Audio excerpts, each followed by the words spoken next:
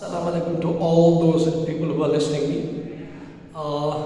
Today the topic that I'm going to discuss is about thesis statement. जी हाँ, आपने सही सुना।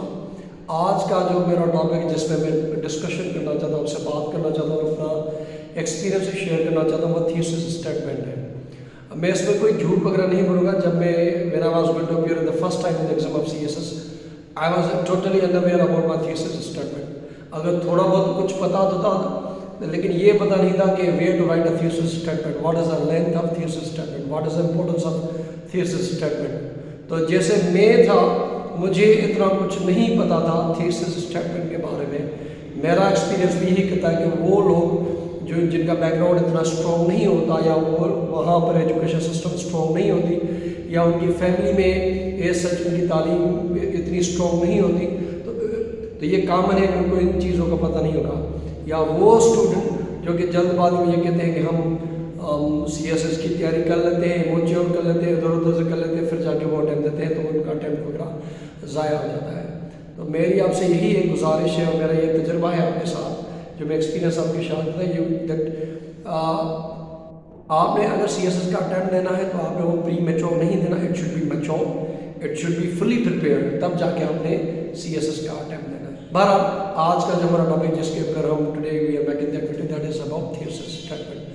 थीसिस स्टेटमेंट होता है आपका एसे के अंदर मोस्ट प्रोबेबली, लेकिन हर किसी न किसी पेपर में इसका ताल्लुक होगा कि आपका हर सवाल पर क्या स्टैंड है, लेकिन अमूमन जो इसकी मोस्ट इम्पोर्टेंट है, मोस्ट रिलेवेंस है, वो आपका एसे के अंदर। एसे के अंदर क्या है कि आपको कहा जाता है, कहा नहीं जाता, लेकिन आपने एक तरह से लिखना होता है, क्योंकि एक तरह से CSS का जो एक एसे का फॉर्मेट होता है वो आपको फॉलो करना होता है, जिसमें आपने थीसिस स्टेटमेंट लिखना है। पहले तो हम ये बात करेंगे कि थीसिस स्टेटमेंट है क्या, बाद में हम उसकी बात करेंगे कि उसकी लेंथ क्या है, थर्ड पे हम बात करेंगे कि आपने where to write thesis statement. अब पहले बात कर लेते हैं थीसिस स्टेटमेंट क्या है। पहले मैं आपको जनरल मिसाल दूंगा, बाद में आपने उससे कंपेयर करना है CSS के एसे के अंदर। आपको मैं मिसाल देता हूँ इमरान खान। अब जो बंदा जो भी मुझे सुन रहा है उसकी एक राय होगी इमरान खान के बारे में। अगर मैं आपको कहूँ right an essay on Imran Khan, तो आपने एक या ज़्यादा से ज़्यादा 2 लाइन में पहले ये बताना है कि आप इमरान खान के बारे में क्या सोचते हैं।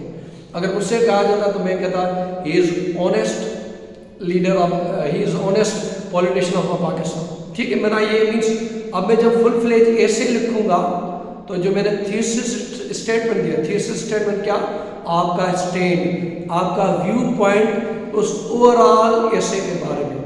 ऐसे क्या था, राइट एन ऐसे ऑन इमरान खान, चलो जो भी कुछ आएगा मैं आपको बेसिक समझा रहा हूँ। और मेरा थीसिस स्टेटमेंट क्या है, थीसिस स्टेटमेंट आपका स्टैंड होता है कि आप टॉपिक के बारे में क्या सोचते हैं।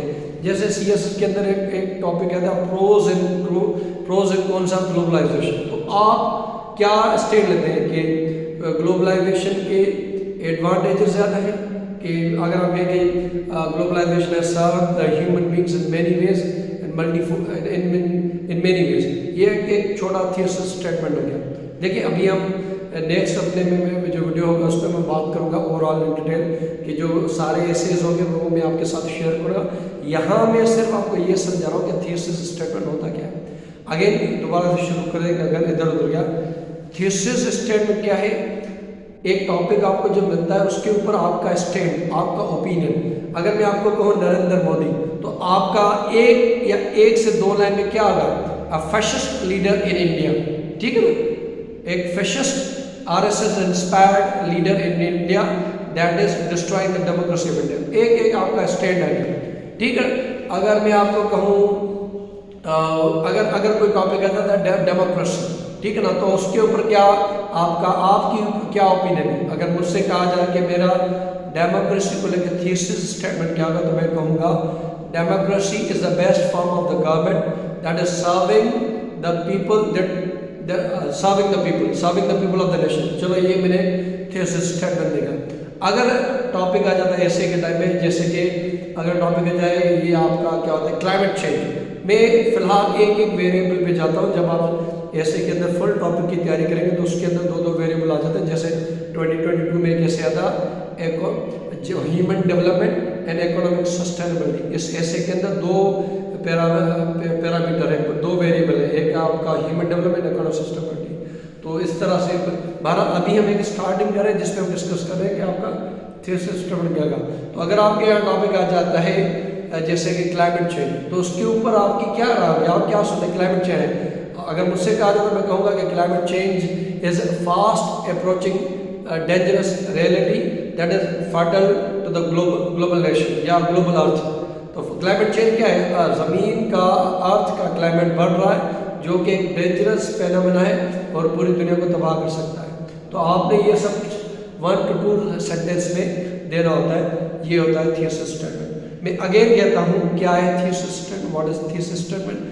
Thesis statement is your stand, आपका पॉइंट है। जब आप 10 ऐसे आपको मिलते हैं आप उससे पिक करेंगे, मैंने ये पिक किया। जैसे मैंने 2022 में एक ऐसे अटेम्प्ट किया था, human development and economic sustainability. तो मेरा थीसिस स्टेटमेंट जो है 1 से 2 लाइन में लिखा था, एक सेंटेंस में लिखा था, वो ये था human development ensures economic sustainability. Human development होगी तो इकोनॉमिक सस्टेनेबिलिटी होगी, that enables nation to live peaceful and prosperous life. उसके नज़दीक चलो ये तो थीसिस स्टेटमेंट हो गया जो कि आपका एक स्टैंड होता है। अब हमने बात करनी है कि उसको लिखना कहाँ होता है। लेंथ की हमने बात की कि आपका एक सेंटेंस हो जाता है, ज़्यादा से ज़्यादा आपको 2 सेंटेंस लो है। थीसिस स्टेटमेंट आपका स्टेट ऐसे के बारे में, जैसे कि अगर आप एक प्राइवेट एजुकेशन के आपका एक ओपिनियन होगा कि सही है गलत है, वो थीसिस स्टेटमेंट है जो आपने 1 या 2 जुमलों में लिखना है। को एजुकेशन उसके ऊपर आपका एक स्टेट है कि अच्छा है खराब है जो भी, वो आपका स्टेट होगा। ऐसे ही जब आप ऐसे लिखते हो तो आपको एक स्टैंड लेना होता है। जो आपने टॉपिक पिक किया है, आपको एग्जामिनर ने 10 टॉपिक दिए, आपने उससे एक पिक किया, उसके ऊपर आपको थीसिस स्टेटमेंट लिखना है। थीसिस स्टेटमेंट की लेंथ क्या होगी? एक सेंटेंस, ज़्यादा से ज़्यादा 2 सेंटेंसेस प्रेफर किए जाते हैं या रिकमेंड किए जाते हैं। अगर हम इसकी प्लेस की बात की जाए तो बास का जो है आउटलाइन के अंदर लिखा जाता है आउटलाइन, उसके बाद थीसिस स्टेटमेंट। ये मैंने कई बुक्स में भी लिखा है। पहले आप टॉपिक लिखेंगे, उसके बाद आप आउटलाइन लिखेंगे, उसके नीचे आप देखेंगे थीसिस स्टेटमेंट। अगर आप श्योर नहीं कि आपका थीसिस स्टेटमेंट अच्छा है खराब है या आपको एग्जाम हेड करेगा, तो मोस्ट रिकमेंडेड जो स्टडी है that is better to write a thesis statement in introduction of your essay. हम एक और वीडियो बनाएंगे जिसमें हम बात करेंगे what is the introduction of essay, how you should write in introduction of essay, what the elements should be present in your introduction. तो introduction बहुत इंपॉर्टेंट होता है, इसके ऊपर हम अलग से वीडियो बनाएंगे। बहरहाल आप अपनी थीसिस स्टेटमेंट इंट्रोडक्शन की मिड में या एंड में डाल सकते हैं और उसको आपने अंडरलाइन करना है, वो वहाँ से भी देख सकता है। तो थैंक यू सो मच, देखने का बहुत शुक्रिया। आज हमने बात की thesis statement, that is stand on the topic. आप टॉपिक के बारे में क्या सोचते हैं? अगर मैं कहूँ पाकिस्तान की इकोनॉमी इन प्रेजेंट सिनेरियो, तो आपकी क्या एक सेंटेंस होगा, 1 या 2 लाइन। तो आप कहेंगे it is in the bad shape, it is not performing well and good. तो वो 1-2 जुमला आपका थीसिस स्टेटमेंट हो गया। कहाँ लिखना है? आउटलाइन में कहता है और इन दी एंड में इंट्रोडक्टरी पैराग्राफ के मिड में एंड में था, फिर आपने उसे अंडरलाइन करता है। लेंथ जो आपको है वो ज़्यादा से ज़्यादा जो आपको है वो 1 से 2 सेंटेंसेस है। Thank you so much. If you want to join our academy, that is in Lakna. Our academy name is Petaran Academy. That is near to Resham Gali, near Jafri Imam Barga. You can contact me on the WhatsApp. My number is 0300 2255 704. Thank you so much. God bless you. Allah Hafiz.